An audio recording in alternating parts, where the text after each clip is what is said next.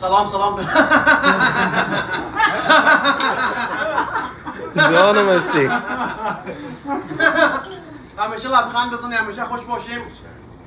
لبخند زدن نقص ندارن، لبخند زدن فایده دارن. چهره بشاش داشته باشی، با ایمان با خدا یعنی اعتماد داشته باشی به الله پاک، همه چیز خوب میشه. یک مشکل در دنیا نیست، خداوند ما را میبینم. با کلش میسازیم، ماشین ما در جای دیر کردیم، گوموریا را دیدیم، برای ما گوسفندموری است.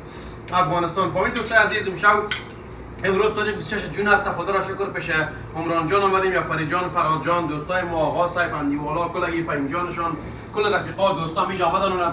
اینجا یک لقمه نان میخوریم، قسم میکنیم، خنده میکنیم، امشب یک میبریم چکر میریم، بیرون میریم، دوستا را میبینیم. در دالاس فورت ورث تکساس هستیم. امروز هم چهارشنبه است، نه چهارشنبه 26 جون. خداوند شما را جور داشته باشه. متاسفانه که سعی کردیم دیگه روز بازم مبارک باشه. کرکت ما خوب رشد کرد، کرکت خوب صحیح برآمد.